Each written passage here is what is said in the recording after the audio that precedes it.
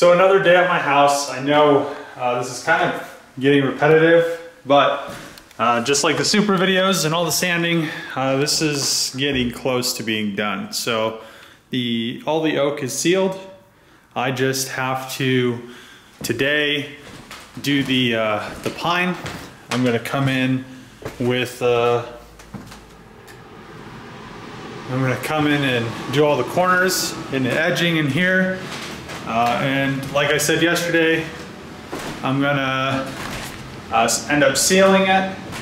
And then Saturday I'll be able to do all the final sanding to the whole floor and make it really nice and actually ready to go. So I know it's been quite a few videos of actually getting this done. Well, not really getting much done, but yeah, it's the closet's sealed, and all that really needs to be done is the rooms, the hallway, and the two closets. So I'm gonna start doing this. Hopefully it goes quickly. I am gonna definitely, I was gonna do the VR4 subframe today, pull out the bushings, but I decided that I want to, this is more important to get this done than get the VR4 stuff done. So I'm gonna do that. That's what's gonna happen. This floor needs to get done. Once the floor is done and all the trim's done, I'll have more free time to do car stuff because I won't have to be doing like random house stuff for a little bit until this sells. But I definitely want to be done with it. I'm tired of it. It's just always in the back of my mind right now that I have to do it. I actually had like this crazy dream last night, and it was like a compilation of like all the stuff that I've done to this house, like mixed into a dream, but it was like a nightmare.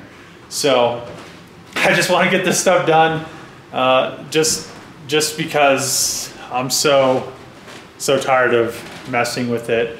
I'm glad that it's coming out decent. I just want to be done with it so I can move on to the next thing. I've been working on this for so long. I've had the house for like 10 years, so I mean it's like time to be done with this house and get the floors done, get it ready, and have the next people. Well, the next people will just be all live in it because it'll be super nice. But other than that, I still want to do the VR4 stuff. I just want to. This is more important to do than the VR4 stuff. So I'm gonna get this done, and hopefully there's only another few days of videos. Today's Wednesday, and yeah, hopefully I only have to do like the sanding of the corners today, sealing the pine, then let it sit. So that'll be, tomorrow should be pretty much a free day. So tomorrow I might do the VR4 subframe stuff, since I'm gonna let all this kind of sit for a few days until Saturday. Probably Friday I'll come in and redo all the corners, and then on Saturday I'll come in with the edger and I'll fix all the random stuff, like right here you can see like a scratch, and right there you can see like a scratch. So I'm gonna fix all those random scratches in the floor with the edger. It should come out really easy, and then I'll sand the whole floor on Saturday, Sunday, and Monday hopefully it's all ready. I could come in, just tack the floor, and then put the first coat of clear on is what I'm shooting for. That would make it almost like a week and a half. It'll make it like a week and a half of sanding. By the end of it, it'll be like 2 weeks, but it won't actually be like 2 weeks of work because just the time in, like I said before, of curing and everything. So, all right, so I finished doing all the corners on the pine. So the bathroom is all done, and in here's all done, and all this is done now. So what I'm gonna do is I'm going to vacuum everything, and then I'm gonna seal it. So once, man, that's dusty. Look at, there's like spider webs up there too. Look at how dusty that is. So, yeah, really dusty. So yeah, I'm going to seal it and then call it a day. After I finish, now I've seen how dusty this stuff is, after I finish the final sanding, I'll probably wipe everything down just so there isn't any, like, especially on the fans and stuff, you can see how much dust gathered on. It's weird.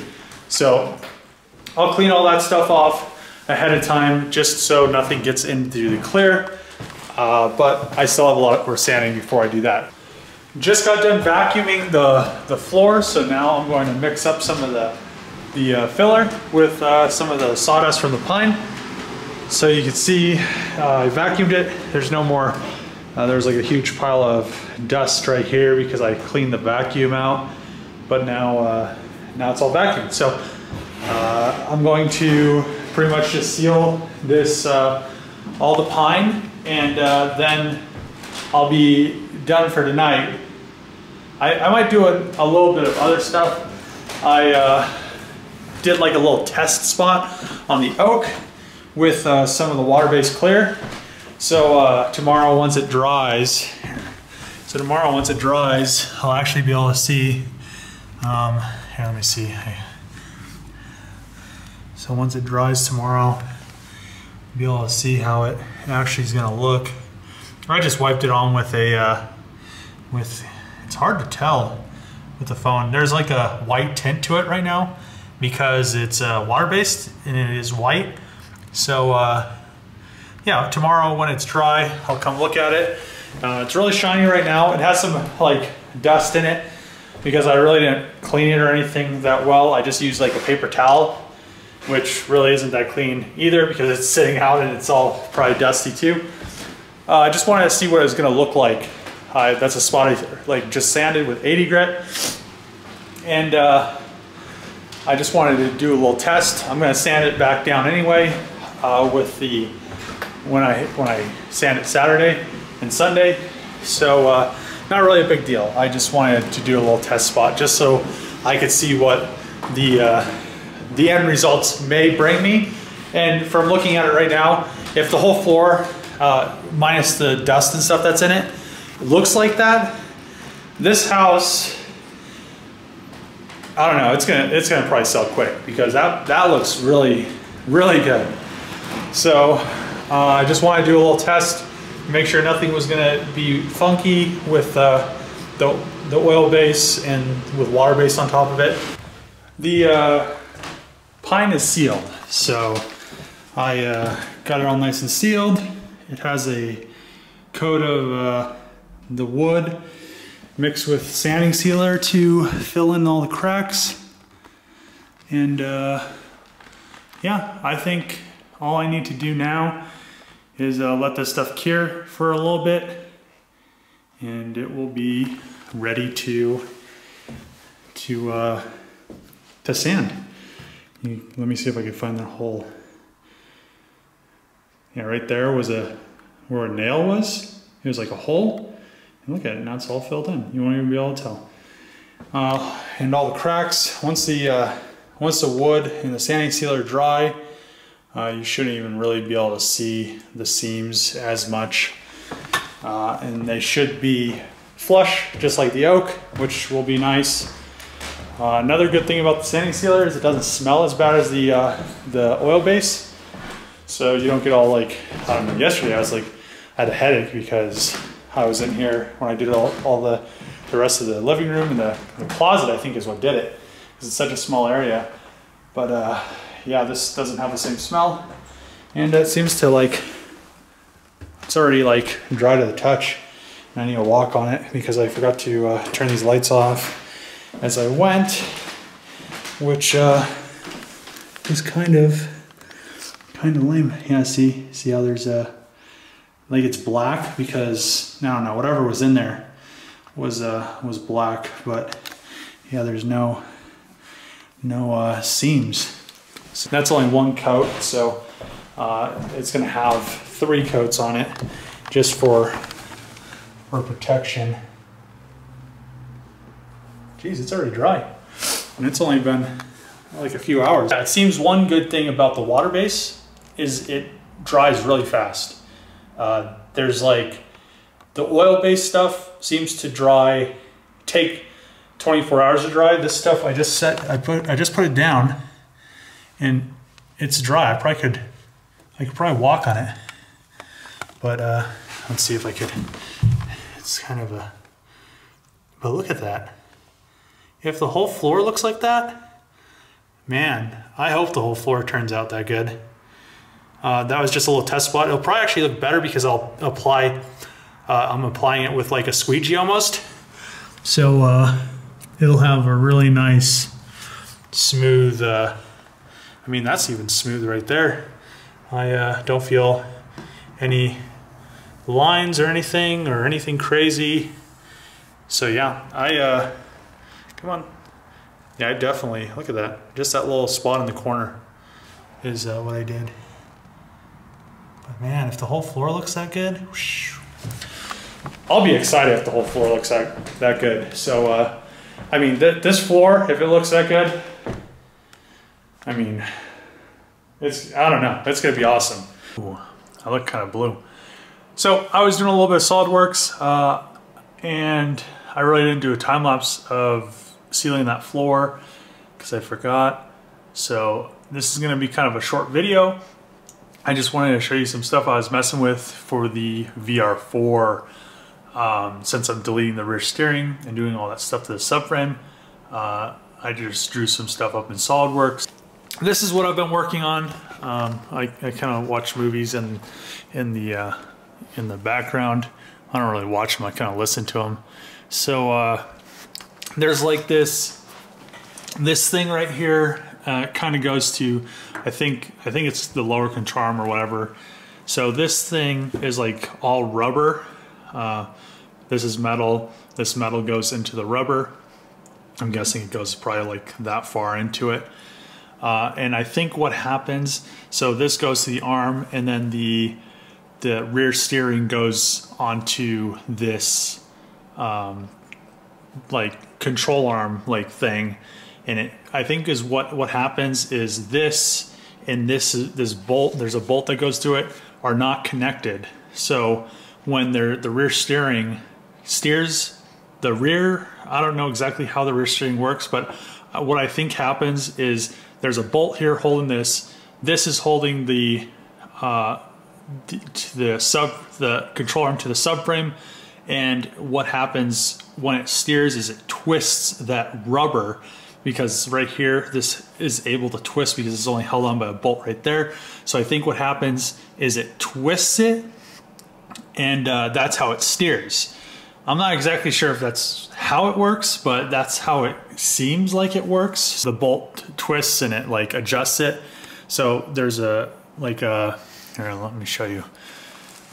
Probably need to work on some terminology, but I'm not exactly sure what they're called. So there's this, I need to have the machine shop make this as well. So it's like a lockout. So this would go in to the subframe, one on each side, and then a bolt will run through, so it centers it, and it's not, there's no adjustment anymore from here. The good thing about that is when you do this, it's more consistent when you get an alignment. I mean, then you know everything's centered. What I'm going to do is have the machine shop make these. There's 4 of them. There's 2 of each different sizes. And then here's the other size. So there's this one as well. And then let's go. Oh man, I think this is it. Okay, so that will center it. This then is the piece that is pretty much, oh man, it's pretty much this piece right here. And it then converts it to a actual rod end. So it'll be adjustable that way. So there'll be a rod in there. This will be 6061 aluminum, and there won't be any there won't be any play because this is rubber. So it is only held in by this one bolt. So the only thing that's really holding this to the that control arm or whatever you want to call it, it goes to the knuckle. I've been calling it the lower control arm. This is the only bolt. It's like a 12 millimeter bolt. It'll do the same on this, but it'll be solid. So as you're like turning, this is still gonna twist a little bit because it's rubber. So this will eliminate that. I've never even seen anybody make these, so I don't know if it's a good thing or a bad thing. I'm gonna try it out on my car because I don't like all this rubber stuff. Even though this is an actual really thick piece of rubber, this will be a lot better because I can adjust it. I will, as I do the rear subframe bushings, the aluminum bushings in the subframe, then I'll put it back together with the rear steering delete, and then I will get in alignment. I'll have the machine shop make 2 of these because these are exactly the same. They don't change. All that these both say right on them, I think that's an R, but all that happens is they flip upside down. They have like a little, they're not actually flat. They are, they have like a little angle right there. And so it's not exactly 100% flat. And then, yeah, so it'll be aluminum. A bolt will go through there to hold it in. It will not have an issue with like twisting. I doubt it's so thick. I mean, the rear steering twists this. So it does twist. I mean, if you think about it, that's a lot of force almost for that steering rack to twist that. I was almost thinking about making one of these that was like the same thing, almost like this, with the Heim joint here, but then a spherical bearing here. So then like when it twists, it like is on a spherical bearing, so it'd be all easy to do the turning. Because I feel like when it's steering, if this is what, like, this is how it steers, that it's a lot of, I don't know, it's a lot of resistance almost. And the more, the good thing is there'll be spherical bearing here. This will be solid. And the more spherical bearings you have, almost the better, because when you tighten everything, you're supposed to, when you tighten everything, you're supposed to tighten. So if I pull my lower control arm off and put it back on, I don't want to torque the bolts when the car is off the ground. I want to you pretty much preload it. So I want it sitting on the ground. And I want to torque all the control arm bolts and all, if you have like rubber like this. So if the bushings are rubber, because they have that friction. So they have like a breakaway, almost like a breakaway torque, because it never really, this rubber is never going to turn ever. So if you like adjust your control arm like that, I mean, there's only so much that will do, and that the rubber could fail. I mean, that's a pretty solid piece of rubber. I mean, on a 240 it would definitely fail, but that's really a thick piece of rubber. So since I'm not having the rear steering, I'm gonna have these made, and then have the hub-centric lockout things made. I think I'll probably have that stuff I'll put that stuff on later, because it's not that hard to beat these just unbolt and you hammer them out. So it's not really a big deal to do that. I'll just have to end up doing like another alignment. So, which isn't a big deal. Well, I could show you some other stuff that I'm messing with. So, so this is the VR4 stuff. And then I come over here. What is this? You're not telling me. Okay, so this is the RB oil pan that I'm messing with. I need to do some more work to it. It's definitely mad at me right now because I did some things to it and it didn't like it. But I also need to come down with this this fillet a little bit more, make it a little bit larger fillet. I accidentally, well, this is all going to be filled in because it extrude cutted it. I extrude cut it too much, too deep, so it needs to be closed in. If you don't know what this is the dry sump oil pan for the RB that I'm kind of designing. Well, it's not really designing because it's already an engine, but making it so it's a lot more efficient.